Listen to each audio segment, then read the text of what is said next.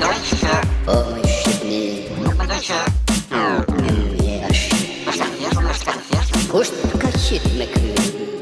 them tash se s'kan ardhur shumë njerëz gjasmë do publikohet më vonë.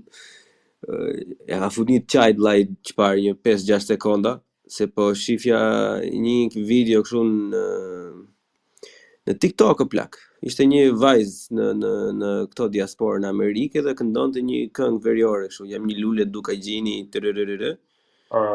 Nuk e majta merr o shtëpie. Turp nder, nuk e di çfarë më thon, po se majta do të veten. Sa thonë, sa bukur mo. Ja 2-3 derdha, pastaj thash, "Oh, what the fuck are you doing?" A du me të tërguj këngë me qata man plak.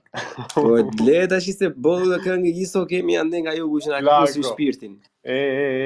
Ta tregoj këngë plak që të qash me Dënes. Është kënga Kthehuni, Malësori e ka emrin e këngëtarit. Po ti je kështu, ti je radikal se nuk ke Instagram, po pardje ndava që mëngjes e kam dar atë. Kthehuni, çka koincidence. Jo është komplet. Çfarë koincidence. Jo, po kjo që vajza e vogël që është bërë virale këto kohë të fundit në TikTok, domethënë që ka lulja do kajzinit është jashtëzakonisht shumë gjë e bukur përpara vërtet të rënqeth mishin çdo herë domethënë është. Mundohem të rri larg ty në rrjetet e diare plak. Uni frekuentoj dhe konsumoj se bëj edhe shpërndarjet e gjithë materialit e tjerë. Po unë jam misen kundër Paris edhe nuk mund të shpërqendrohem me këto gjana të vogla. Faleminderit. Bono. A ke parë pse s'po na vjen orja, pse s'po vjen me fol? A mundë me sugjeruar diçka, Bleon? Ore? Titullit t'ja bashkangjisim një addendum, një shtojc, sa bukur fjala shqipe për addendum, një shtojc, ku bono, kush përfiton, si më thonë, adin? Viz, ku bono. E bën dot vet. Kam telefonin këtu, bane ti lutem se jam... Okej, Shqipëria majtizmi dhe patronazhizmi, pikë pyetje. Hapësirë, pastaj? Është shprehje latine, quo bono, kush përfiton? Quo apo quo? Duket quo. Quo bono. Pret një sekond plak. Cui më plak, cui bono. Si shkruhet edhe me shkronja? Cui bono. C-U-I? Po, hapësirë? B-O-N-O. Bravo. Ba, si çuna me latina, me gjona. Lutem, ja, bane që këtë cën, bane që, sepse u shkru kanë dy mënyra, po kur është që duket ma latine. Kur se kështu cui bono, s'ta mush gojen. Që letrare apo që nga veriu? Që qeni o plak qia nanën. E pra, shikon që qeni, thot, po pra, është qeni me që, kështu që e ke fjallën për qenë. A mund të mos e përgjithësosh veriun të lutem me këta lezhjanë malësi e madhët? Faleminderit. Po ti nga Lushnja je zoti Çarlli Keti. Këta janë xhandarët, plak, ta matjanët. Po dhe, ne malësi e Lushnjës nuk... Të duen vu kohosta. Nuk e nga pra. Pika me lartë e Lushnjës është ai Taras ati Pilos. Po, bëne kohost të xhandarin. Vides me të qela, besoj. Po, bravo. Ajo është pika me lartë. Ati e ngre flamurin, apo? Po, Bleon, më duhet iki për 7 minuta, 8 minuta. Ndaj po hezitoja më fut edhe që mos u fuzja kot, po me që ishit pak tash hajde. Qa mund tjetë më rëndësishme se ne? A dheu, kotasi. Qa mund tjetë më rëndësishme se çështja jonë? Shëndeti fizikim. Hey, Karl, Bleon. Përshëndetje. Qa keni problem ju me majtizmin? Qa ju pengon majtizmin? Mua më krijon gur në veshka, nuk e di për Karli. Mu jep një si kështu, a din? I kemi konservator, djem. Jo, unë i qendrës jam, unë shumë pak hanoj djathas. Unë jam libertarian për venimin për atë pikpamjen, po mu majtizmin... Kjo marrëveshja e emigrantëve, këtyre 36.000 emigrantëve, është kjo për me si me thonë me plotësu atë kënaqësinë e socializmit, majtizmit apo ndoshta edhe ka aspirata konservative apo Jo, kjo është për feudalizëm, mas. fitim prurse personale. Feudalizëm, S'ka lidhje fare me majtizmin për vendimin tim bëhat, mo. Po këto lloj gjëra majtizmi vet më shumë për kjo është thjesht një lloj sistemi feudal që imponohet nga aktorë të ndryshëm me petola të ndryshëm siç e kemi ne atë tonin. Njëri i shfrytëzon, tjetri është i shfrytëzuar. Edhe kjo nuk ka lidhje as me ideologji politike, as me ato çfarë duam të arrijmë ne apo me ato që ne herë tjetër me njëri tjetrin apo për tema të tjera kemi diskutuar se çfarë është opsioni më i mirë apo opsioni më i keq. Këto ideologjit mbështetëse këto majtista të cilat e nxisin këtë gjë janë thjesht idiotë të dobishëm, sepse këta gjëja e cila i afrohet më tepër kësaj ideologjie e cila na drejton ne mund të ishte fashizmi për mendimin tim, sepse këta do marrin njerëz për t'i skllavëruar. Jo, po atyre unë s'kam çaj bëj, se në ato i folëm dje gjëre gjatë majtizmin, unë e kam futur në të emër për faktin e këtyre që ecin mbas rrjedhës, mbas mainstreamit që çfarëdo lloj gjëje që të vi nga lart është e mirë, e kupton, edhe janë paqe, lule, duhet të jemi të gjithë barabartë edhe duhet të jem pëllumba të barë që fluturojnë kur del dielli në rrezet e shkëlqyera e kape dje gaz dhe mollin që e pyeta plak sa janë mjaftueshëm, edhe tha asnjëherë tha se janë mjaftueshëm. Janë pikpamjet e veta plak. Ashtu... Jo, kuptoj që pikpamjet e veta, po kur dikush thot asnjëherë nuk janë mjaftueshëm, atëherë kjo nuk është nuk është common sense, a kupton? Sepse ti nëse do të kesh një komb, nëse beson në ekzistencën e kombëve, nëse beson janë disa paradigma të cilat janë hamendësime shumë të thella, edhe nëse ti nuk i ke të njëjtat hamendësime, nëse ti nuk jeton në të njëjtat paradigma, nuk ke të njëjtat vlera, atëherë ti je jashtëzakonisht larg normalitetit të cilët ne ndajmë me një tjetrin. Unë shpresoj që jo, unë nuk e besoj këtë. Do të thënë ato pjesa për sa i përket okay, edhe unë në atë pikpamje se po futemi në temë. Tashmë që të bëjmë për hyrje të vogël që miq të dashur jemi duke folur për të njëjtën temë si herën e kaluar, por kësaj radhe më të elaboruar ose më të shpjeguar dhe më të prekshëm për pjesën njerëzore dhe shoqërore të vetën. Normalisht edhe unë me atë argument që ti përmend Kar nuk bie dakord. Kjo nuk më hamënja se do shumë mend, sidomos për juve që keni debatuar edhe keni diskutuar me mua herë të tjera, por problematika ose jo problematika, gjëja e mirë është që pavarësisht tensioneve, pavarësisht tek këtu një atje ca momente të nxehta për shembull, gjithsesi kemi fatin që jemi njerëz që bisedojmë me njëri tjetrin. Mund të kemi mbetje qefi për kohë të përkohshme të vogla, por që le të themi kokat e ftohta bizotrojnë. Po fundi ç'pun ka unë me ta, do thosh ti. Po që okay, edhe shiko, mua si Bleon, nëse do ishte në dorën time, domethënë më shqetëson pak fakti që a është mjaftueshëm, s'është mjaftueshëm, unë mendoj që në çdo kohë, domethënë një popullsia e huaj në momentin që të jetë smooth, që të jetë çdo gjë të shkojë në rregull, më se nuk duhet të kalojë 1% popullsia e huaj me të brendshme. Çdo gjë këta duan të fusin 1.3% në vit. E di se po më llogarin dje live, po them që unë edhe nuk po flisja për Shqipërinë kur thash 1% tash, po flisja për shtetet europiane që 1% do ishte nga këto e përballueshme nga Shqipëria, mendoj le të themi të drejtën, diku tek 0.2-0.1% do ishte realiste. Duke parë situatën se si këto je për popullsi homogjena, Bleon. Jo, nuk jam për popullsi homogjene, unë thjesht dua që të vinë kushdo që të vi pak nga pak plak. E kupton? Se nuk duhet i bësh një overwhelming sistemit. Unë jam për popullsi homogjene, zoti Lleshi, jo për plotësisht homogjene, por për kryesisht homogjene, sepse duke pa shoqëritë perëndimore, ato që janë më homogjene, ato janë më të sigurta, kanë kriminalitet shumë më të ulët, mundesh me pa për shembull mundesh me bë dallimin mes Norvegjisë, Finlandës edhe Suedisë. Suedia ka vendosur me shku drejt rrugës së multikulturalizmit edhe u bë brenda pak viteve u bë kryeqyteti i përdhunimit në Europë, Malmö, në Suedi. lloj krimesh, lloj gjanash, nuk është aq e thjesht me integru elemente të reja në shoqërinë tonë, kur ti nuk je një shoqëri e shëndosh edhe e fort si shtete si Suedia që prodhojnë ka një 3-4 marka makinash, ka një fighter jet të cilët e prodhojnë edhe janë vetëm 10 milion njerëz, a kupton? Po flasim për një shoqëri të zhvilluar, flasim për njerëz të edukuar, edhe nuk kanë arrit me integru nuk kanë arrit me integru kaq shpejt kaq shumë njerëz. Kjo është shumë e vështirë, dhe unë besoj se nuk mund t'i përballojmë këto probleme, sidomos shoqëria jonë në këtë fazë të cilën është sot.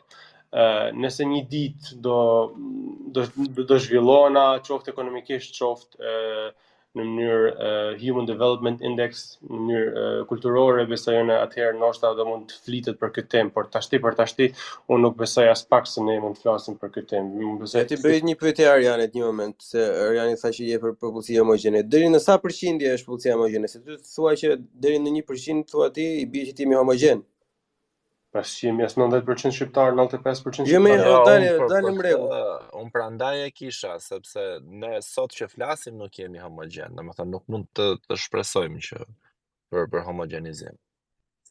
Në rregull, unë po të them që ti kur thua homogjen, deri në çfarë përqindje e ke fjalën? Tash nuk di të ta them, po shiko, unë kur flas për pjesën e homogjenitetit, nuk e di si e keni kuptuar ju, por nuk flas për racën për Shqipëri, por flas për ata që kanë minimum një 3-4 breza që janë në Shqipëri të lindur, të rritur, domethënë që janë rritur me kulturën. Mos nga nga ana tjetër e dinë se si sistemon se si funksionon sistemi, domethënë pavarësisht se mund të jenë pseudo minoritet grek apo minoritet bulgar apo tjetra, domethënë unë për këta nuk i konsideroj si jo shtetas shqiptar, se janë shtetas shqiptar dhe e dinë se si funksionon sistemi dhe jetojnë në këtë sistem, duan apo s'duan ata. Unë po them për dikë që vete që do të vi pa asnjë lloj diturie, pa asnjë lloj kontributi të qartë, pa asnjë lloj sigurie të qartë, edhe për atë, jo vetëm për njerëzit rreth e qarkë dhe pushtetin. Po dhe ai njeriu do të ketë atë, sepse ne kemi lënë, që më shkruajti njëri sot më tha po thotë del racizmi nga hundët, shumë fani ishte. Ne do harojmë diçka që ata tanët me njëri tjetrin, që jemi shqiptarë dhe jemi vëllezër, vriten për një parking. A imagjinon për shembull çfarë mund të ndodhi një të huaj në qoftë se e shikon shtrëm për dikë? Tan virtue signaling pa lidhje o burr. Virtue signaling pa lidhje. Edhe blan njeriu nëse nuk dona, sigurisht prezantimi i elementeve të reja në popull është i mirë nëse vjen pak edhe me një kohë të zgjatur, jo shumë edhe për një herë siç kanë bë skandale Suedia dhe vendet shumë të zhvilluara. Por njeriu duhet me ditë edhe ku me blej, duhet me ditë ku me bë shopping.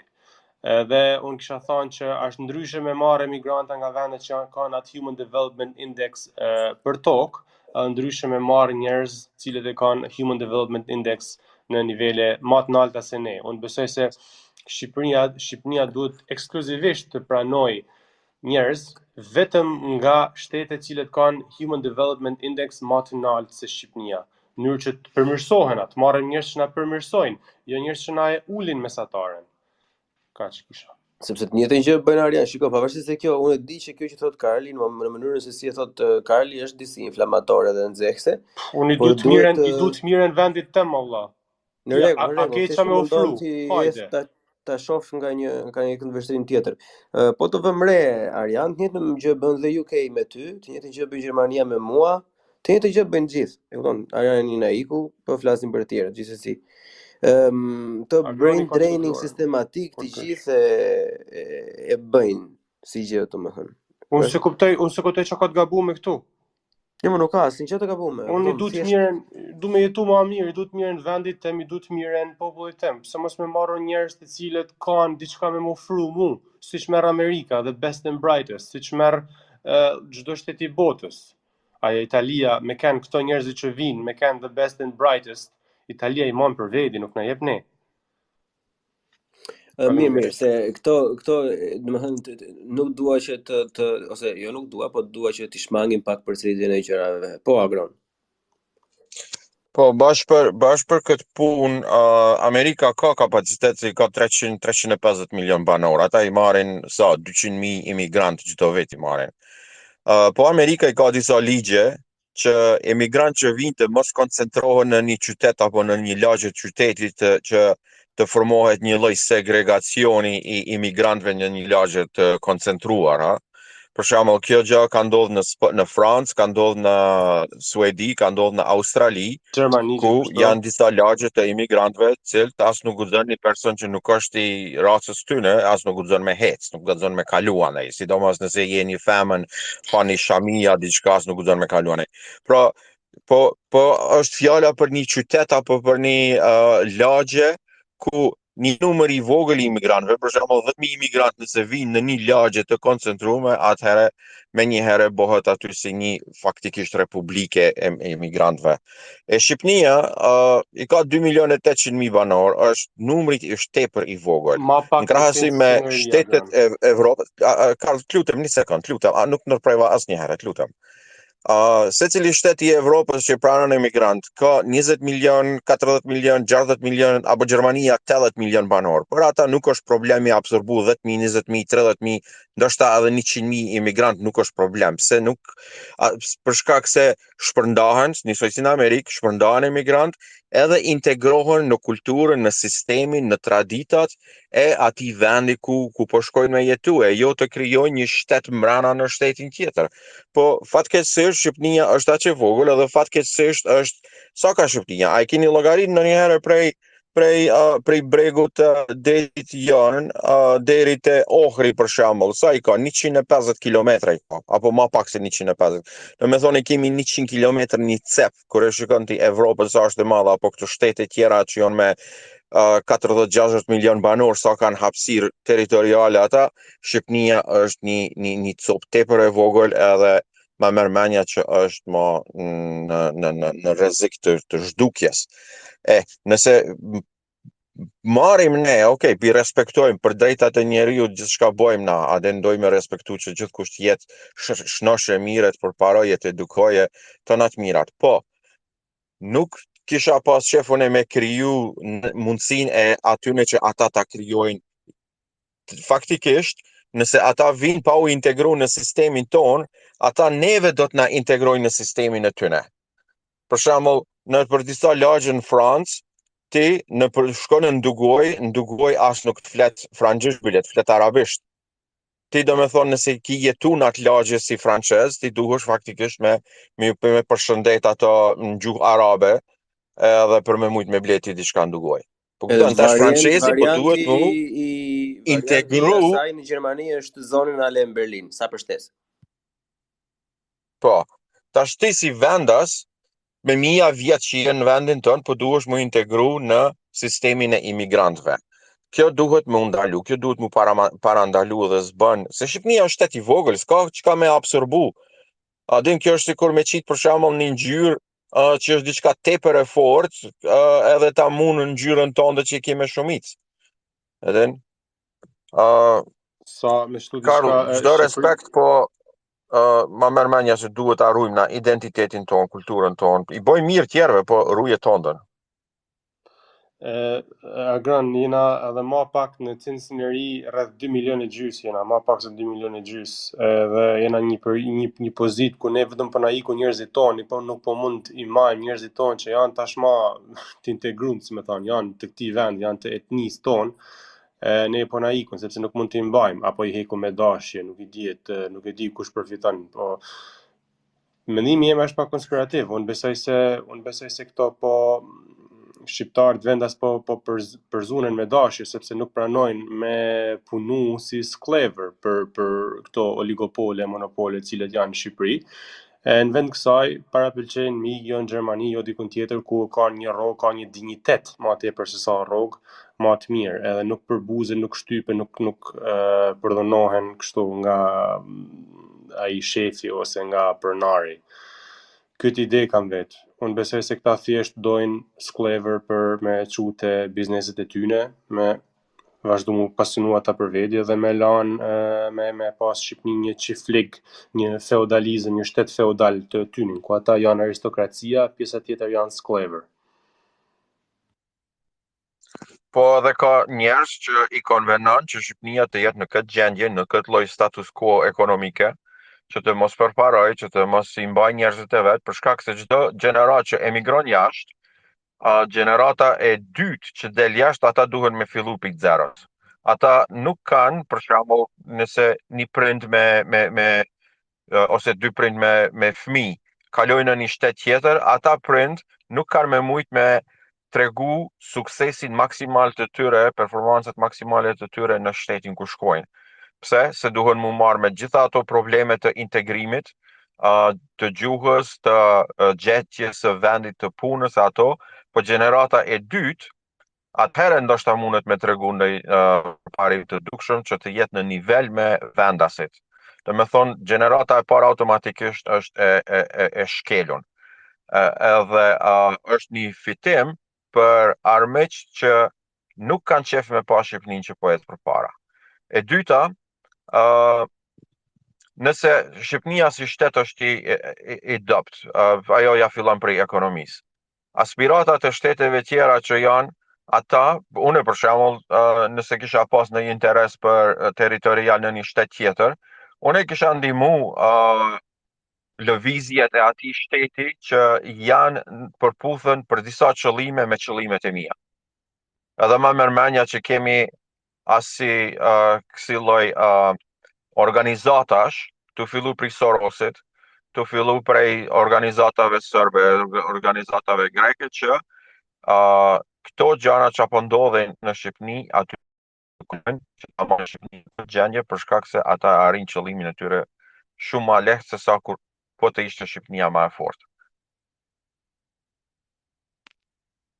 E në ato duhet me luftu. Ato nuk janë shumë larg, domethënë. Edhe pse duken në sytë e disa, edhe pse disa persona më mendojnë se këto gjëra janë shumë larg, në fakt këto janë rreziqe reale dhe janë rreziqe shumë të afërta dhe unë i besoj sepse edhe pse është ndonjëherë shumë e vështirë për t'i provuar, ato hyn tek njëra tjetra por si një puzzle, si një pjesës dhe bëjnë sens kur i shef gjitha bashkë. Mbase kjo është pak wishful thinking, por që gjithsesi bën një farë lloj sensi dhe duhet të ketë robi pak merak. Për unë me miqtë e mi kam darë një dokument sot nga Euronews Albania i datuar i datës 30/5/2023 për ta lidhur me atë që Karli i tha përpara se nuk do zgjatemi shumë te kjo pjesa e qëndrimit se është ai post në profilin tënd në Twitter, Bleon, më fal?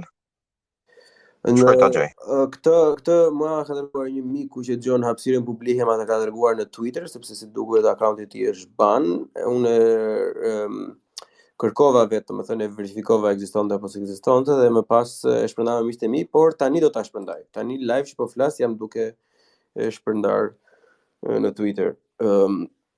Dhe në këtë artikull, domethënë, shifet se si ka filluar propaganda e oligarkëve, e sklavopronarëve të rinj shqiptar, duke reklamuar që punëtorët nga Sri Lanka, Nepali dhe India janë të mirë se punojnë shumë të kënaqur me $400 all inclusive në muaj. Domethënë, unë sa ta bëni një dy llafi, sa ta postoj pak.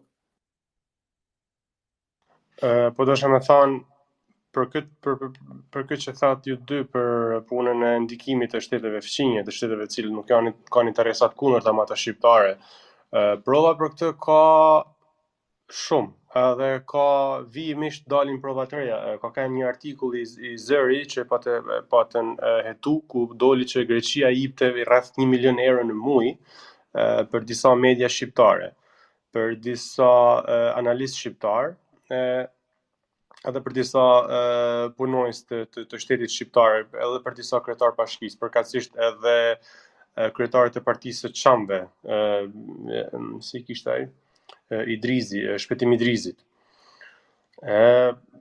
largmendsh është kjo punë, nuk është largmendsh kjo punë, por domethënë se kjo Shqipëria dhe tharmi shqiptar në Ballkanin Perëndimor përban një rrezik ekzistencial për shtete si Greqia dhe Serbia, të cilët kanë një pjesë të mirë të identitetit të tyre të ndërtuar mbi shqiptarët dhe historinë e shqiptarëve. Kjo pa dashur me kalu në nacionalizëm apo mjafton thjesht me pa përbamjen kombëtare, përbamjen etnike të Greqisë dhe me pa çamt ortodoks, me pa suliotët, me pa arvanitët e tjerë të cilët shtypen edhe nuk lejohen me mbajtë identitetin e tyre si shqiptar. Domosdo shteti grek do të përpiqet me mbijetu edhe me majt veten e vet. Nuk është mu çudit hiç që ata ushtrojnë një ndikim jashtëzakonisht disproporcional në Tiranë edhe mbi këtë pari ose këtë klasë drejtuese të Tiranës edhe të Shqipënisë mbar.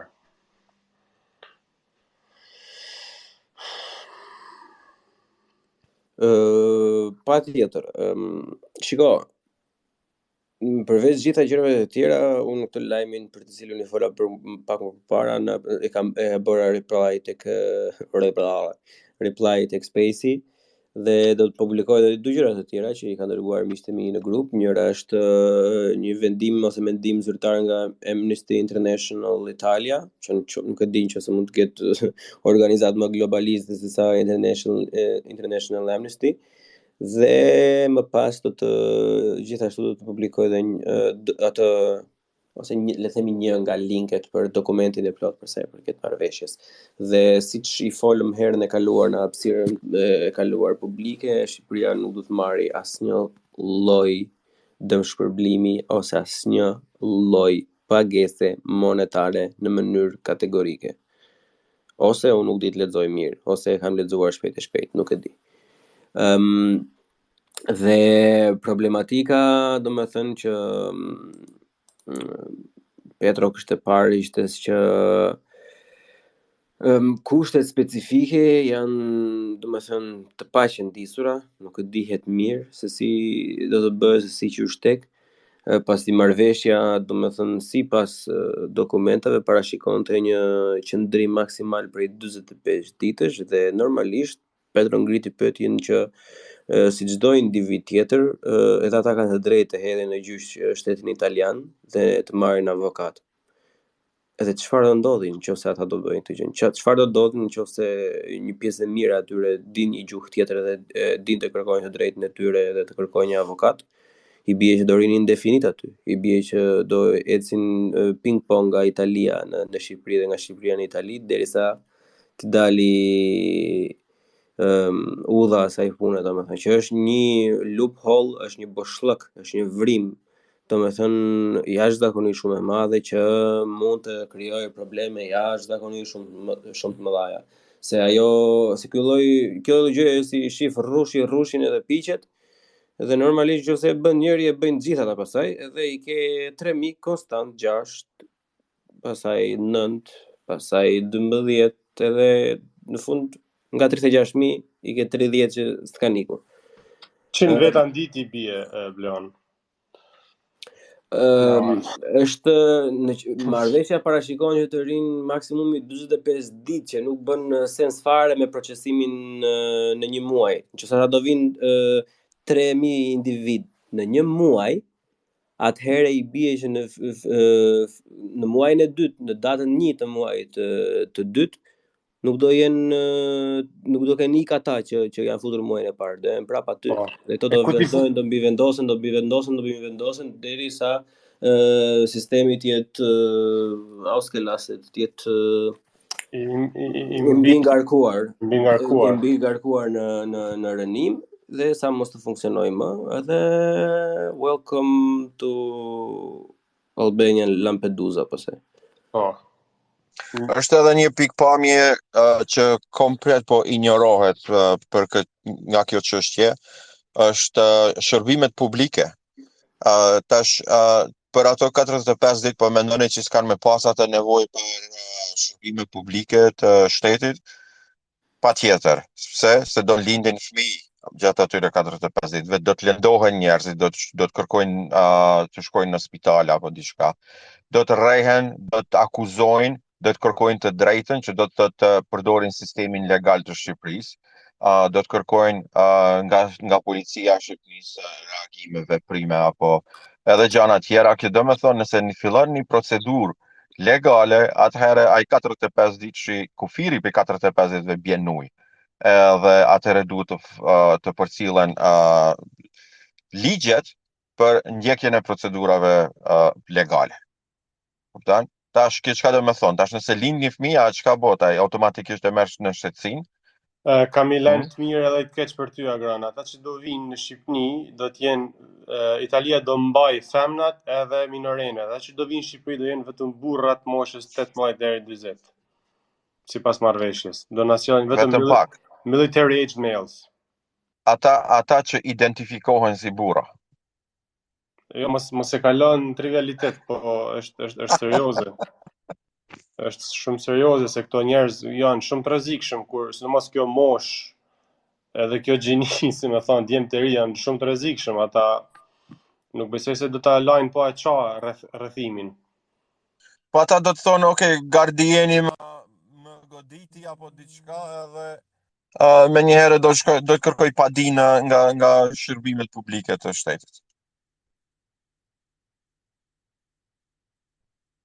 Shiko, unë këtë pjesën e kërkimit të drejtës do të thënë nuk është qoftë problematike në Shqipëri se e mirë apo keq nuk është do interesoj shumë as institucionet shqiptare as ose si kafshë do trajtojnë gjithsesi. Frika që kam unë është se ai opinioni domethënë edhe pikët që ne do marrim apo nuk do marrim në krahasim me partnerët ose të supozuarit partner tan ndërkombëtar.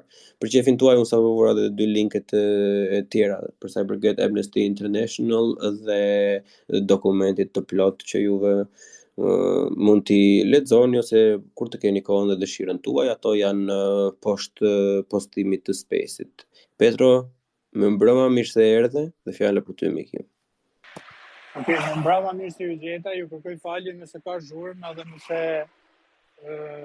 shtjelloj pak pika, po më ka ngel mend edhe kjo është një temë e cila ka shumë debat. Dhe për fat keq unë po shoh që nuk po debatohet në mënyrën e duhur, ose më saktë nuk po debatohet fare në arenën publike. Nuk ka emisione që të ketë versione pro dhe kundër, nuk ka debat mbi kushtet se si do ndodh ky strehim i azil kërkuesve, nuk ka një debat politik, një komision, jo komision hetimor, por një interpelancë, një llogaridhënie të kryeministrit apo të personave të tjerë, ministres jashtme, nuk e di as se kush është fatkeqësisht. Edhe si do të thënë, ajo që desha të them unë është ajo që u cek pak këtu, që Shqipëria është në rrezik ekzistencial. Do të thënë se ne po duket sikur po importojmë problemet e vendeve të mëdha. Shqipëria nuk është një perandori, të nderuar. Ju e dini, po ta dëgjojnë edhe ata të tjerë. Shqipëria është një vend bërtham.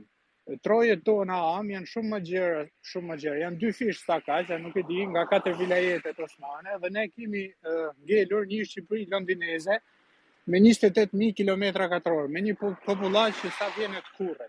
Nëse Shqipëria do kishte qenë një perandori si Franca apo si vende tjera dhe do kishte shfrytzuar asetet e vendeve nga Afrika apo nga ana tjetër e botës, unë jam dakord që ne do kishim zhvilluar qytete të mëdha, metropole, dhe aty do kishte njerëz kozmopolitan, cilët nuk do bënin dallimin ndërmjet gjyrës lëkurës së një personi. Po e marrim si shembull, nëse Shqipëria projektin e vet shtetformues do kishte patur tillë që do merrte jo vetëm gjitha trojet etnike në Kosovë, Maqedoni, Malzi e në Qamëri, por do pushtonte, po themi, territore afër saj, fjala vjen do kishin pushtuar Malin e Zi, unë do isha krejt dakord që një malazez vinte në kryeqytetin tonë Tiranë dhe të bëjë edhe kryeministër, pse jo? Sepse është pjesë e kombit tonë, është pjesë e procesit tonë shtetformues dhe s'kemi nga ja mbajmë. Por mënyra se si është ndërtuar Shqipëria dhe mënyra si është Shqipëria sot është për të ruajtur si një bërtham, është e ngjashme me Izraelin që është ndërmjet vendeve arabe që duan ta shqyejnë. Shqipëria është Besir Bajrami e ka tërhequr këtë paralele ndërmjet shteteve slave, të cilat i kanë shtyrë shqiptarët gjithmonë më në jug, gjithmonë më në juglindje të Ballkanit, por paksa nuk i zhduken, edhe këtë territor që e kemi ne duhet ta ruajmë. Dhe kjo ideologjia refugees welcome që unë po e shoh të artikuluar nga disa mbështetës qeverisë, kjo për mendimin tim është shumë problematike, sepse është krejt normale dhe njerëzore dhe ligjore që një person i cili ikën nga lufta apo nga konflikti apo nga uria, ti ta shpëtosh të japësh një strehë mos ta lësh në rrugë. Por nga ana tjetër, nuk është normale që Perëndimi të shkaktoj probleme në përbot, po marrim shembullin e Sirisë. Perëndimi vendosi që regjimi sirian i Bashar al-Assadit nuk i lëvërdiste dhe vendosi ta shkatronte. Si do e shkatronte? Duke dërguar aty luftëtar xhihadist nga e gjithë bota. Dhe ndodhi një luftë civile të mëshme, dhe ndodhi një valë migracioni nga Siria dhe nga vende tjera, po Sirian ju la emri që erdhën në gjithë Europën. Dhe majtistet e Europës po thonin refugees are welcome. Pra ne ju shkaktojmë probleme ju në shtëpinë tuaj për interesa gjeopolitike, ju bëjmë juve muhaxhir, dhe pastaj ju hajdini tek ne dhe jetoni si muhaxhir dhe bëjmë një shoqëri multikulturale. Kjo është problematike për mendimin tim. Njerëzit është e njëjta dorë që po i dëbon edhe shqiptarët, që po i dëbon edhe sirianët, që po i dëbon edhe ata afrikanët. Shtetet, për mendimin tim, duhet të kenë një koncept të interesit vetjak. Quaj nacionalizëm, patriotizëm si duash. Mos shkoni t'i villni këto shtete, mos ju merrni naftën. Lejni Shqipërinë të zhvillohet. Shqipëria ka burime ekonomike për të zhvilluar, ka burime nafte, ka burime të shumëllojshme. Mos e bëni shqiptarin muhaxhir dhe pastaj ta zëvendësoni me muhaxhir nga vende të tjera akoma më të rënuara. Unë po shikoja një status të Arlind Qorit që është i majt ideologjik, dhe ai po thoshte që ne do funksionojmë si gardianët e këtyre. Pra, kemi një shtet kolonialist që është Italia, i merr disa refugjat që nuk i pëlqejnë dhe përdor një popull tjetër të kolonizuar që janë shqiptarët si gardian të këtij popullit afrikan, po themi. Kjo është dyfish raciste. Nuk duhet ta pranojmë këtë rol. Duhet i respektojmë edhe refugjatët, edhe italianët, dhe duhet të respektojmë edhe vetveten. Një argument tjetër që e kam unë është për sigurinë kombëtare. Askush nuk po e thotë që ne, domethënë ju e thatë, po në debatin publik nuk po thuhet, që ne jemi një popullat e vogël. Nëse ti do vendosësh 3.000 apo 30.000 apo nuk e di se sa njerëz cilët janë refugjat, të cilët janë vetëm meshkuj me potencial për që janë problematik, në një burg, sepse unë po lexoja këto opinionistët e qeverisë dhe thonin do jetë një burg mos e vëjti mendjen. Si mund të jetë një burg me 3.000 veta? Një kamp. Çfarë drejtash do kenë ata njerëz aty brenda? Hoteli mbyllur, tha Gazi. Gazi ka wishful thinking, ka mendim në dëshirore, por ajo është e pamundur praktikisht dhe nuk ka ndodhur askush që të kesh një kamp me 3.000 veta, edhe nazistët që i kanë izolu ata hebrejt në për kampet e përqendrimit, kanë përshtypjen edhe aty kanë ndodhur akte rezistence apo akte arratisje. Vetëm nëse ti do ushtrosh terrorin më absolut, gjë që është e pamundur dhe jo njerëzore. Si pretendojmë ne të ndërtojmë burgje refugjatësh në territorin tonë? Është krim ndaj vetes tonë, është krim edhe ndaj refugjatëve. Ne po shfrytëzohemi, këtë duhet ta potenciojmë. Ne po shfrytëzohemi nga Italia dhe nga Europa në këmbim të asgjës, në këmbim të një mirazhi, na jepet mirazhi që do integroheni. Unë po lexoja sot Ramën, thoshte nuk kemi marrë integrimin në Europë si shkëmbim, sepse integrimi në Europë nuk funksionon ashtu, që merr këti disa refugjat edhe tu hap kadera për të integruar. Edhe thash me vete sa racional dhe sa i vërtet. Shumë e vërtet është, nuk do integrohemi ne në Europë se morëm ta refugjatët. Atëherë, cili është shpërblimi? Nuk ka shpërblim, Edi Ramës nuk i plas fare, momentin politik ku është, nuk i intereson opinioni popullor, sepse ai justifikohet me zgjedhjet. Unë i kam fituar zgjedhjet, ju më poshtë dhe unë do shkel edhe kushtetutën, nuk më plas fare për themelet e këtij shteti edhe të këtij kombi. E desha të them edhe diçka tjetër për globalizmin. Unë jam dakord që Shqipëria do bëhet vend i zhvilluar, e kam thënë edhe dje se po përsëris shumë vetveten. Shqipëria do bëhet vend i zhvilluar, do ketë emigrant. Por duhet ta kuptojmë që fijet e globalizmit nuk i lëvizim ne, se ne po bëjmë tash si shpëtimtarët. Hajde ti shpëtojmë refugjatët. Fijet e globalizmit i lëvizin korporatat e fuqishme multinacionale, njerëzit që bëjnë politika për kontinente, jo për shtete. Ata shfrytëzojnë kontinente, shfrytëzojnë naftën, organizojnë luftra, shuajnë revolucione, krijojnë situata bomba demografike apo situata krize në përbot dhe pasojat i mbajnë të tjerat. Globalizmi ka nevojë për tregje, globalizmi ka nevojë edhe për këta fukarejnë që po vinë tek ne, sepse shtetet e fuqishme janë të vjetruara dhe kanë nevojë edhe për njerëz që të bëjnë fëmijë, të bëjnë sklever për të punuar në fabrikat e tyre. Se popujt e vet nuk duan që të punojnë më në ato kushte. Po nuk është kjo, nuk është ky thelbi i Shqipërisë. Ne duhet ta shohim kush është armiku gjithë popujve dhe po i sklavëron gjithë popujt. Dhe mos bëjmë këtë luftën idiote ndërmjet njëri tjetrit që ti je racist, unë jam liberal, jo po hajde ti mirëpresim, nuk ka lidhje fare kjo me mirëpritje. Ka lidhje me një politikë të shkarkimit të përgjegjësisë nga Italia drejt Shqipërisë. Edhe nuk e di se kam shënuar gjitha, edhe një diçka të fundit që du ta them, ndoshta është pak jashtë teme, por unë mendoj se Rama ka filluar nuk mendon më për politikë brenda shqiptare, ka filluar mendon si lider rajonal dhe lider europian. Unë po e ndiqja në intervista në Itali, po fliste, po jepte mend për problemet e Europës. Kryetari i një shteti ku rroga minimale është 300 euro, ku ndihma sociale është ku 300 meti. Deluzion o plak, deluzion total. Po jepte mend që nuk mund ta mbajë vetëm Italia peshën e migracionit. Duhet ndryshohen kushtet, duhet ndryshohet traktati i Lisbonës apo çfarë ishin ato. Kjo është absurd edhe ky delir i tij vjen nga mbi pushteti që ai ka marrë në Shqipëri. Dhe nëse ai ka një antitezë, është Albin Kurthi për mendimin tim. Ai në Shqipëri nuk ka më asnjë problem sepse mendojeni nga kush do sfidohet, nga disa politikanë të korruptuar që janë me probleme me drejtësinë, që nuk kanë kredibilitet në publik. I vetmi model që sfidon ata është një kryeministër i pakorruptuar, një kryeministër që ndërkombëtarëve ju thotë jo, dhe një kryeministër i cili ka dinjitet dhe nuk punon kundër shtetit vet, po e merr legitimitetin nga poshtë, nga populli i vet dhe i reziston ndërkombëtarëve. Rama është pikërisht e kundërta. E merr legitimitetin nga lart, nga ndërkombëtarët dhe shtyp popullin e vet, krijon një regjim mafios dhe pastaj ti as nuk duhet ngresh kokë sepse ndërkombëtarëve ju duhet ky autokrati që të mbaron punën. Dhe unë mendoj se këto dy modele, jo shumë persona, po modele do të përplasen dhe janë në një luftë të pa kompromis. Ose do të fitojë lideri i cili është jo vetëm i nënshtruar LPP-qe, po është edhe bën edhe një hap më tej se ndërkombëtarët duke tradhtuar interesat e vet, ose do fitojë ky dhe do ja hajë kokën Kurtit, ose modeli Kurti do fitojë dhe do reflektohet edhe në Shqipëri, edhe në Shqipëri do dalin lidera të rinj, të cilët mbështeten tek populli i vet, nuk janë të korruptuar, nuk e vjedhin shtëpinë e vet, edhe nuk janë totalisht të nënshtruar ndaj ndërkombëtarëve. Se cili do fitojë unë nuk e di, por shpresoj që të fitojë i dyti. Faleminderit. Faleminderit Petro. Ka nis besoj me ndodh ajo Petro.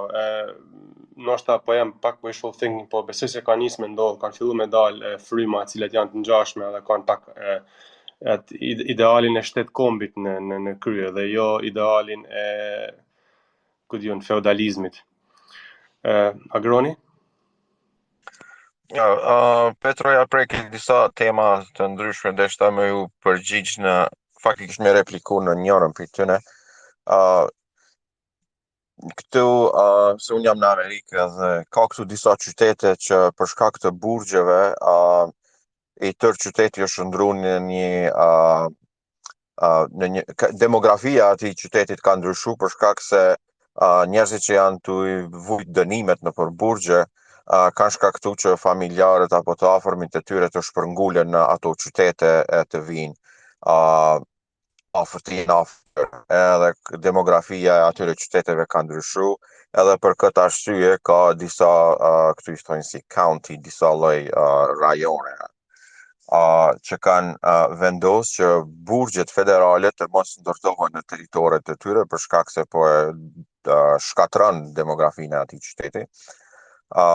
Po kanë sponsoruar për ndërtimin e burgjeve. Tash mos më keq kuptoni, vetëm po du një shembull të krahasimit me ju pru se këta refugjat normal që nuk janë në burgje, edhe pse janë vende ku një grup i caktuar e njerëzve janë të koncentruar në një hapësirë tepër të vogël, që është pike e njëjtë me atë të burgjeve. Grën, falë që të ndërpres. Një ndër ideologët ose më saktë gazetarët më të afër qeverisë që është Mero Bazi i quante burgjet e afrikanëve. Kështu, burgjet e afrikanëve. Okej. Mirë. Okej. So qëllimi që po përpërani këto është se po du marri tani. Këto counties kanë sponsoru, kanë pagu edhe kanë planifiku edhe financu që burgjet të federale të mbahen në deti, në për anije. Edhe që familjarët e tyre mos të shkojnë pra në për qytetet në për ato qytete, po ato burgjet të jenë jashtë. Po vetëm se organizata që është marrë me ato anije, me ato burgjet, tash janë organizata private. Edhe shteti tash i pagun ato organizata apo kompani që miren me mirëmbajtjen aty në burgjeve në anije. Do të thonë është punë me fitim për ato organizata. A ekziston mundësia që edhe Edi Rama e ka bë këtë marrëveshje që të përfitoj, të merr si qira për hapësirën që ju jep italianëve për t'i vendosë refugjatët e tyre? E kete linku poshtë, më thënë në letra, tani vetëm qoftë se po bëjnë diçka kriminale që do marrin lekët dhe do i fusin në xhep, sepse sipas marrëveshjes nuk asnjë lloj dësh problemi. E keni në linkun, është fillon nga neni 3, përmendet edhe pastaj vazhdon dhe më poshtë në detaje. Domethënë, po Petro. Edhe 2 pikat fundit që do i cek edhe pastaj do shkëputem ju kërkoj falje. Pika e parë është sorosizmi ideologjik. Ne dim që Sorosi ka një ideologji të shoqërisë hapur dhe të majtës liberale.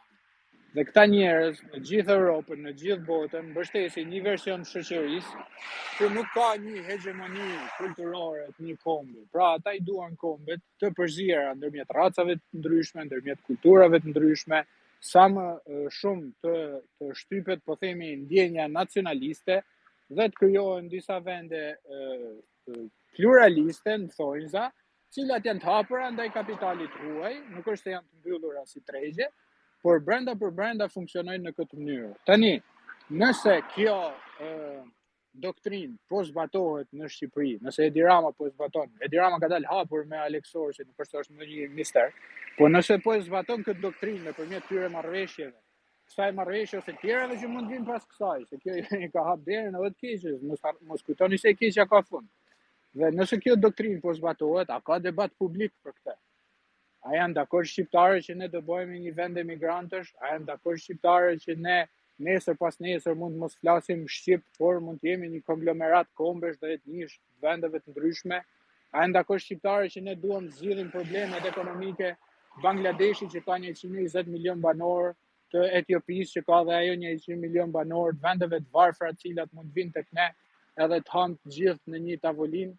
E përsëris, populli ynë është i vogël, edhe nuk është llogarit destabilizimi në gjitha manualet destabilizuese. Nëse ti do ta shkatrosh një kom nga brenda, ti i nxit, i përkeqëson, i inflamon, i end konfliktet e brendshme, konfliktin fetar, konfliktin racor, konfliktin etnik. Nëse ti do ta vendosësh Shtetet e Bashkuara të Amerikës, po do t'i vesh flakën, nxit konfliktin ndërmjet bardhëve dhe të dhimbëve. Krijo nostalgjinë e asaj, më falni, skllavërisë, edhe njerëzit do dalin rrugë, do bëjnë luftë, si e pam për George Floyd, sepse është konflikti brendshëm i atij kombi, është një komb i cili ka reminiscenca shumë të errta nga e shkuara. Nëse do të destabilizosh Rusinë, nxit konfliktin ndërmjet çeçenëve dhe rusëve. Nëse do të destabilizosh një shtet tjetër, gjej një ndasi edhe përkeqësoje derisa ai komb të shkatërrohet nga brenda. Shqipëria fatmirësisht nuk është se ka shumë etni brenda vetes, që ne mund të jemi të rrezikuar në këtë kuptim, por ne kemi 3 fe. Nëse ti do fusësh njerëz nga Afrika apo njerëz cilët mund bëjnë edhe veprime ekstreme fetare, se versioni ynë i feve nuk është aq fanatik sa që kanë shtete tjera. Ne si shqiptarë përjetojmë fen si diçka personale, si diçka që nuk e përcakton identitetin thelbësor të njeriu. Nëse ata do bëjnë konflikte, ne po fusim një bombë brenda vendit tonë, ne po rrezikojmë veten, dhe askush nuk e thot këtë, flasim për mirësi, për humanizëm, por nuk flasim për të nesërmen, se ç'a mund të ndodhë. Edhe jo vetëm kaq, po ata mund të krijojnë edhe konflikte sociale, mund të jenë të frustruar, mund të ndodhin krime, dhe e keqja është se mund ndodhin edhe krime të shqiptarëve ndaj tyre. Edhe ne mund të krijojmë brenda vetes një imazh që nuk e duam, mund të krijojmë tensione që nuk i duam. Kjo na erdhi që rrethejnë qiell të hapur, nuk ishte as debat, as kërkesa, as asgjë. Është absurde, për mendimin tim duhet reagojmë, sepse nuk e di, do bëhet më keq. Okej, Karl, më falësh, pak se kanë diçka për të thënë përpara se ta jap fjalën. E përmendi një pjesëmarrëse dje nga fundi i bisedës, se si është marrë vendimi dhe u bë një replikë jo referendum, pa referendum edhe, po e mendoja sot gjatë ditës edhe po thosha, more, çfarë të keqe ka nëse ne do bënim një referendum për këtë pjesë? Sepse ne nga çfarë kanë frikë këta njerëz, domethënë. Nëse kjo është vërtet gjëja e duhur, atëherë duke u nisur nga predispozita që shumica e njerëzve janë të mirë, ose të gjithë njerëzit janë në fillim të mirë dhe pastaj prishin me kalimin e kohës, atëherë do të përkthehet në faktin që një referendum do thoshte po, ne jemi të gatshëm të bëjmë çfarëdo lloj gjëje që mund të kemi në dorë, edhe bukën ta heqim nga goja dhe t'ia japim atyre, sepse ne kështu duam. Në këtë rast, hiq kapelen, respekti 100%. Por janë një sër politike shmajtiste që vendosen nga dikush që të themin të drejtën as Edi Rama nuk i vendos, domethënë dhe jo vetëm në Shqipëri, po me asnjë lloj vendi. Pa asnjë lloj pyetje të popullatës etj. Ne dëgjojmë anekdota qesharake si Zvicra kur votoi a do jepet bonus apo si ishte ajo first wage, ato 500 euro që do jepshin apo jo, domethënë ato gjëra që s'ka rëndësi, kur 1001 ligje të tjera kanë kaluar vetëm sepse qeveria dhe status quo-ja e sistemit mendon se është e mirë për popullin. Dhe as nuk ka shkuar asnjëherë në mendje që të bëhet një referendum, sepse ajo çfarë mendoj unë, mbase është pas konspirative, unë nuk e di ta them, mbetet për të vërtetuar. Por ajo çfarë mendoj unë është që ne jetojmë tashmë në një lloj diktature që ka kaluar në metamorfozë tashmë, që ka një fasadë demokracie, por në fakt diktohet në të njëjtin drejtim. Përveç se këtyre gogolve që tamam si gogolve për fëmijë, domethënë siç është AFD-ja në Gjermani apo Radikalja në Francë për shembull. Përveç këtyre gogolve që 3.000 njerëz që do vinë prapë ta, të gjitha partitë e tjera, si të djatha, si të majta, ecin në të njëjtin drejtim. Shembulli më i mirë dhe që unë njoh më shumë është CDU-ja në Gjermani që humbi zgjedhjet e fundit për të vetmin shkak sepse humbën identitetin e tyre të qendrës së djathtë dhe të një mirëqenie sociale. E njëjta gjë ndodh me çdo lloj ligji, janë disa lloje elitash që mendojnë që nëse ne do ja lëmë në dorë popullit, ata do zgjidhin të gabuarën dhe populli nuk e di se çfarë është e duhura, kështu që ne do ta bëjmë të duhurën për ata dhe ata do ja kuptojnë lezetin vetëm kur të ketë ndodhur. A është kjo tani në okay me të drejtat e njeriut dhe me të drejtat e shtetasit, atij që paguan taksa, ai që në fakt ta njerëz i mban me lekë dhe i mundson të gjitha të fuqi? Hajde tani, nuk e di kush mund të ekzistojë që të thojë që jo, nuk ka asnjë problem se ashtu duhet të bëhet. Kin frikë ata njerëz zakonisht e kanë pikpamje diktatoriale. Por dy sondazhe un kam parë sot, në mëngjes ishte njëri 63% kundër dhe në fund një Petro, duke se ma dërgoi në inbox që ishte diku te 85 apo 86% kundër.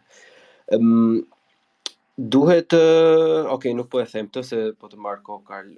Thuaj çfarë ke për të thënë dhe un pastaj do kaloj në temë. Ndoshta më dha një rast që kanë ndodhur në Shkodër, më kanë thënë, doja jem, më kanë thënë kur disa punëtorë nga Bangladeshi kanë tentuar me vrarë një prift. Dhe këto vijnë nga vende të cilat janë komplet larg praktikës tonë fetare, janë ekstremista në raport me ne, dhe këta kanë tentuar, nuk e di pse çysh e tek, po kanë tentuar me vrarë një prift. Dhe populli ka çuar në revolt, edhe këto i pas kanë rënë në një shesh të qytetit.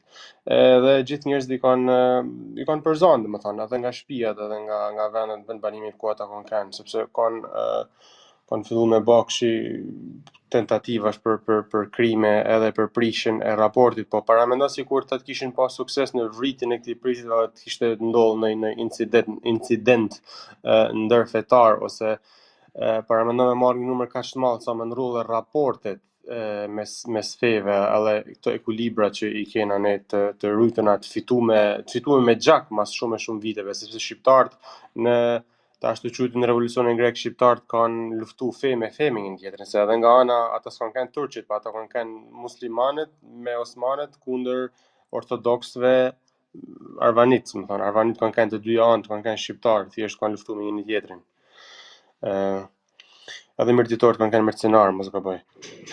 Të gjithë shqiptarët kanë qenë mercenarë në gjitha perandorisë. Unë duket pak shumë gjë mirë që ti vetë me sa di unë musliman, vetë je musliman, domethënë, dhe e realizon si problem këtë. Sigurisht është një balancë që duhet rrit, është një pemë që duhet krastit me shumë kujdes.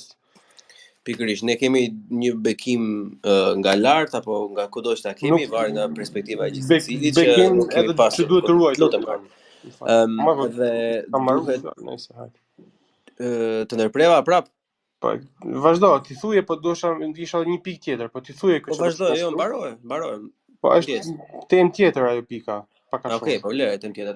Shiko, kjo është jashtëzakonisht shumë e rëndësishme. Për këto anekdotat, për shembull, pavarësisht se janë anekdota dhe ndonjëherë godasin rënd, thonë që mor Karl, po sepse njëri apo dy apo tre munduan të vrasin një prift, nuk do të thonë që të gjithë. Edhe në fakt ky është argument i mirë, sepse nuk do të thotë që gjithë ata do vënë të vrasin e të vjedhin, domethënë kjo është e qartë. Edhe në vazhdën e anekdotave pastaj, sepse normalisht ja osna me mahti regel, domethënë si bën. Po, për shtimi vërtet rregull, po kjo është fallasi plak, është no true Scotsman, mos u gaboja. Gjithsesi, është një rast tjetër në një individ, një emigrant nga Algjeria në Durrës, për të kthyer pak nga ana humaniste dhe respektimit të rregullave të drejtave si të emigrantit si të shqiptarit. Tani, një emigrant nga Algjeria në Durrës allegedly e pa konfirmuar thonë që kishte ngacmuar gruan e një shqiptari në Durrës. Këtë algjerianin normalisht në traditën e lashtë shqiptare, sipas shihet e gjithë secilit nga jush, e kishin rrahur sa nuk i shifej më surrati. Tani, pavarësisht domethënë që në qoftë se kjo gjëja për të cilin ky emigrant akuzohet është e vërtet, edhe unë e kam një guilty pleasure që më vjen mirë që kam marrë ndëshkimin. Por duhet të njohim një fakt, që vetë gjyqësia me thon drejtën, që ne nga Berati themi rish trem të fol drejt, është e gabuar. Dhe normalisht ai lloj emigranti nuk e gjen dot drejtësinë në asnjë polici shqiptare që i kishte marrë telefon, është ajo video e famshme që e pyet ajo gruaja që a ke fol me policinë, a ke bërë kështu, dhe nuk i ka marrë përsipër asnjëri. Edhe kjo ka për të ndodhur me çdo lloj gjëje tjetër, sepse nuk kemi ne të përgatitur. Unë mundova ta stresoja pak të pjesën dje edhe ta fokusoja pak vëmendjen që ne si popull dhe si sistem, si politik, si ligjvënës, si kontrollor, nuk jemi gati moralla. Se shumë gjë e mirë do ishte, nuk ka asnjë problem, edhe po të kishte lek aq më mirë. Edhe po na vinin ca të zgjuar e ca punëtor, aq më mirë akoma. Ishte free for all, mund të implementojë një sistem të mirënjohur edhe do funksiononte. Po ne nuk dim nga kemi kokën, nga kemi këmbë tani dëgjues së dashur. Tani nuk mund të është pak absurde që ne që nuk respektojmë njëri tjetrin, që e përsëris dhe vazhdoj ta përsëris për atë bombën sociale që kemi folur, literalisht vrasim njëri tjetrin për vende parkime, theremi në gjimnaze pse më shikon, përdhunojmë nga 4-5 veta këto të dashura sepse e kemi fuqinë nga baballarët tan politikan, i thyejmë duart edhe këmbë fëmijëve në përkopshe sepse nuk ka kontroll. Neve marrim përsipër të rregullojmë një problem që nuk i dihet as nga është fillimi, as nga është fundi. Ne e zjebosur dhe me bishtin përpjet, do të marrim këto përgjegjësi mbi veten tonë, është turp. Edhe un kam qef shumë të mendoj mirë për veten tim. Jam i pari që nuk më mbyllet goja kur vjen puna për ta reklamuar. Por ne jemi delusional, ne nuk dim se çfarë po bëjmë, ne nuk e dim se çfarë se kujt ja kemi hapur derën. Edhe kujt ja kemi hapur derën ne kam fjalën për fenomenin, jo për individin.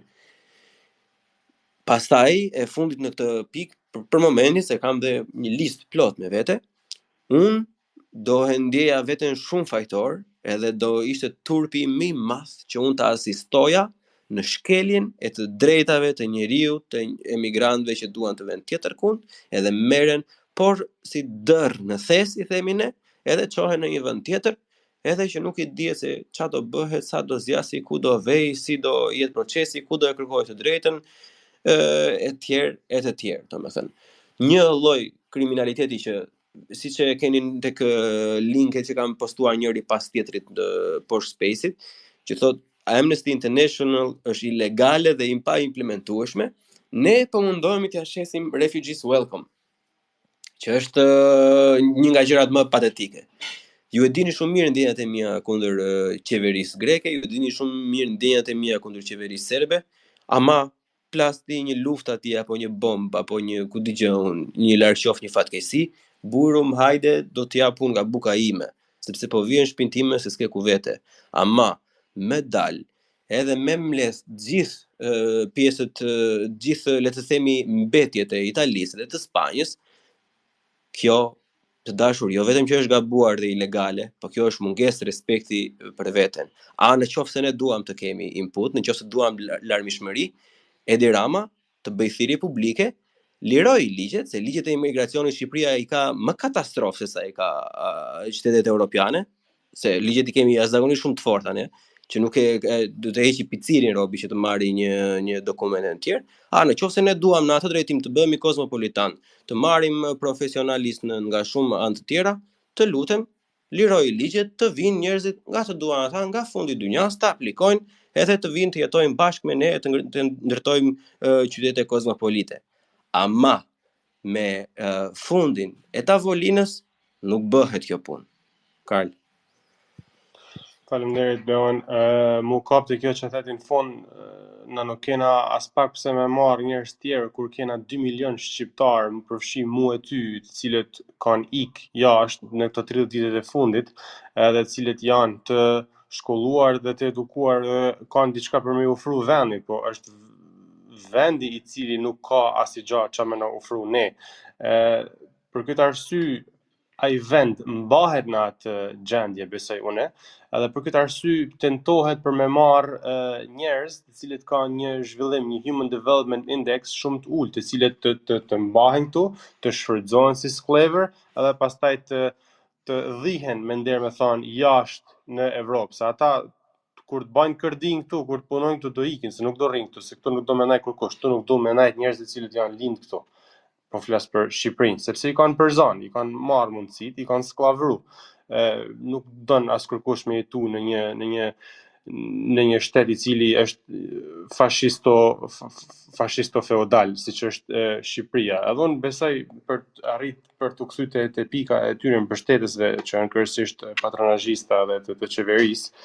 Për mua është shumë e qartë që të vetmit, siç e kena shtruar dhe pyetjen cui bono, kush përfiton, për mua është shumë e qartë që të vetmit cilët përfitojnë janë oligarkët, janë njerëzit të cilët dëshirojnë me i sklavëru këto emigranta, dëshirojnë me i sklavëru ato me çmime me rroga jashtëzakonisht ulta, të cilët shqiptarët nuk i bajnë sepse kanë mundësinë me atë shkollim, me atë intelekt të tyre, kanë mundësi me shku në Gjermani shumë thjesht. Edhe Gjermani ofron, ose në Itali për atë punë, Italiani i ofron dikujt që ka diçka me ofru, ja ofron vendin i jep diçka dikujt që ka çfarë me dhënë. Edhe nena jep këto që nuk i don ato për veti. Unë besoj se këtu ka vetëm 2 kategori, cilët kanë interes. E para janë oligarkët, cilët dëshirojnë skllavërimin e këtyre njerëzve, edhe e dyta janë idiotët e dobishëm, njerëzit të cilët në mënyrë ideologjike besojnë se kjo është automatikisht një diçka e mirë për vendin tonë. Besojnë se çdo që të vijë nga jashtë është diçka e mirë, ose çdo që të vijë ndryshe është diçka e mirë për ne. Në fakt nuk është kështu. Mundesh me pa përvojën e vendeve europiane, të cilët janë hap nga bota, edhe mundesh me pa përvojën e vendeve europiane të cilët nuk janë hap ende, siç mund të jetë Norvegjia ose Finlanda në raport me Suedinë, përmendëm më përpara. Suedia, shtet jashtëzakonisht eficient, u bë kryeqyteti i përdhunimit të Europës. Ndryshe është Finlanda, ndryshe është Norvegjia, ndryshe është Zvicra, e cila edhe pse ka marrë të huj, po i merr ato me shumë maturi, kisha thënë unë. Ne, para se mu bë me marrë emigranta, ne duhet të bëhet shteti mu kthy unë e ti, Bleon, mu kthy Shedi, mu kthy Shedi, mu kthy Gazi, mu kthy Njeni, mu kthy tjetri, mu kthy Agroni. Ne duhet bëna me kthy njerëzit tonë. Ne kena asete, kena 2 milion njerëz të cilët janë edukuar jashtë, kanë marrë një kulturë ndoshta pak më ndryshe, pak më të zhvilluar se kultura jonë. E ne në vend që me mundu me tërhek ta njerëz, cilët janë njerëzit tonë, janë bijtë e bijat tona, ne po dona me marrë njerëz që vinë nga vende më të pak të zhvilluara, me një Human Development Index për tokë, ndryshe nga vendet europiane. Unë, siç ta thash edhe më përpara, ajo ideologjia jeme është nëse ne do të marrim njerëz, do të marrim shumë pak, edhe do t'i marrim ekskluzivisht nga vendet cilët kanë një Human Development Index, një zhvillim njerëzor, intelektual, më të lartë se ne. Ndërsa unë nuk jam 100% dakord me këtë çka ti the. Në bërtham, në skeletin e vet mendoj se qëndron si fakt, por nuk duhet të shpekim rrotën nga e para, të themi do hyn këta dhe s'do hyn ata, mund të ndjekim të njëjtën procedurë që ndjekin shtetet e mëdhaja. Që është kualifikimi i njerëzve. Gjermania po ta vini re dhe para 3-4 muaj nxori dhe ligjet e reja që i do jepet kjo viza e këtyre për të kërkuar punë për staf të kualifikuar e tjerë ja bën shumë herë më të thjeshtë dhe ja bën shumë herë më të vështirë atyre që janë të pa kualifikuar. Atëherë kur këta individ, ose këta lloj shtetesh, këto lloj qeverish bëjnë këtë lloj sistemi që i funksionon dhe normalisht i kanë marrë frytet e veta. Se tani me nder muhabeti, për se nuk dua as ta vë në siklet, po një person të suksesshëm, siç është Gazi për shembull, që po na dëgjon dhe kemi mik të podcastit dhe të hapësirës, unë nuk jam njëri që i kam qef taksat, kjo dihet botërisht.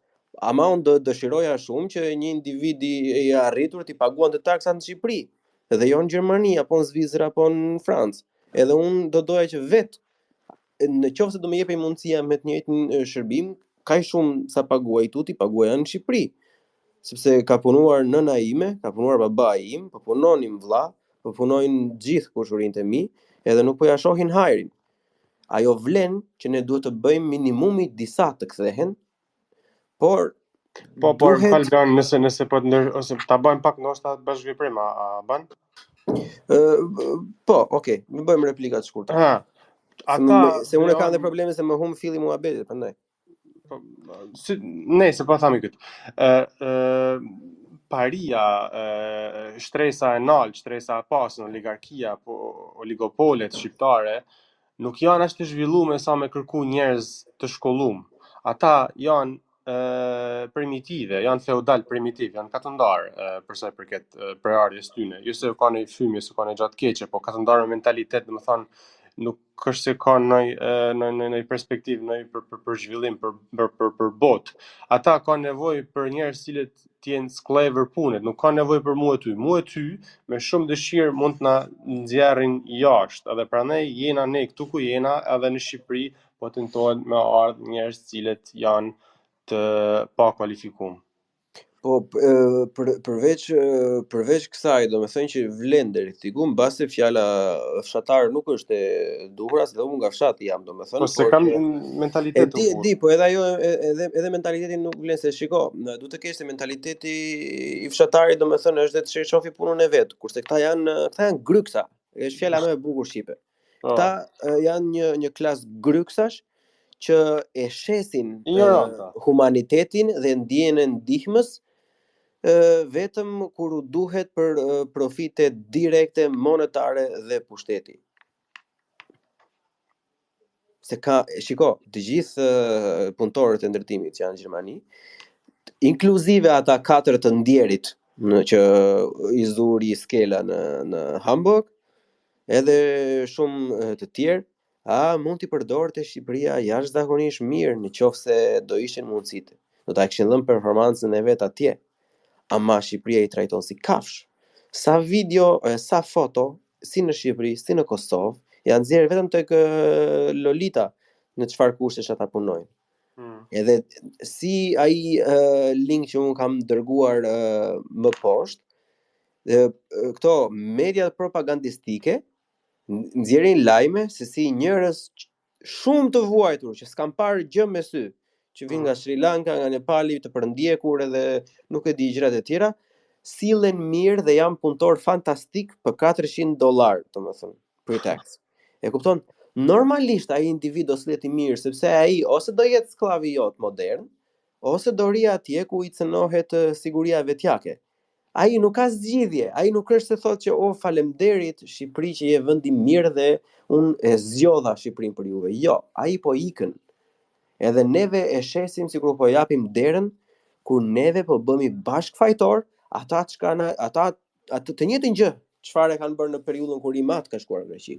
Të njëjtën gjë që kanë bërë italianët, edhe shumë kombë të tjera me shqiptarët, që i kanë shfrytzuar, që nuk i kanë paguar, që i kanë dëmtuar fizikisht dhe nuk i kanë dhënë sigurime asnjë. Të njëjtën gjë ne fatkeqësisht po e kultivojmë. Do të thjesht i skuadrojmë ata. Edhe po ndjekim të njëjtën politikë të keqe, feudale, që ne kemi hequr në kuriz vet. Edhe neve si shqiptar, duke u nisur nga sa të vuajtur ne jemi, nuk na falet që ne të bëhemi pjesë e një loje të tillë ku njerëz që vinë nga piciri japim një pseudo zgjidhje që nuk ka asnjë lloj zgjidhje brenda dhe i shfrytëzojmë, nuk shfrytëzojmë as ne, s'ka për të marrë as individi ndonjë gjë. Po, i shfrytëzon tjetri. Para se t'ja fjalën këtij The Police Chronicle, doja të thosha që ky relativizimi domethënë të shtetet europiane, siç e ka thënë Petro, unë nuk mendoj se funksionon për Shqipërinë sepse ata janë të lidhur, janë si të themi në kërthiz me të shtetet të cilat ata kanë bërë dëmet, sepse janë të gjitha shtetet e mëdhaja që kanë ndjekur politika të ndryshme për të destabilizuar vende të ndryshme, që kanë marrë mqaf një linje të mesme të tërë. Po zoti i paftë edhe zoti ja marrat hakun derisa të gjejnë qetësinë e tyre dhe paqen e tyre dhe begatinë e tyre.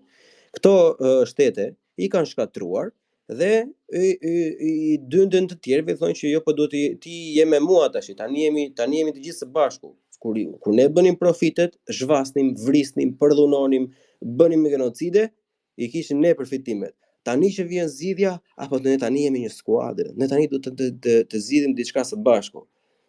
Pa shiko, çdo lloj entiteti, si politik, si qeveri, si shtet, si union, si federat, funksionon si një fëmijë. Nëse nuk e djeg një herë dorën, nëse nuk është konsekvente gabimi që ata të mësojnë një mësim, ata do vazhdojnë akoma të bëjnë të njëjtën gjë.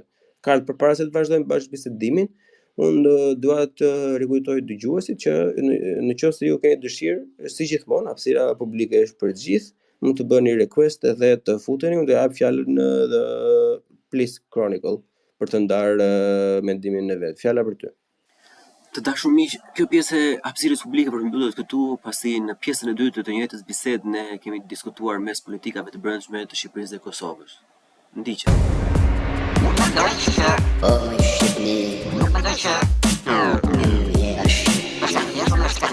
Kusht ka qit me kry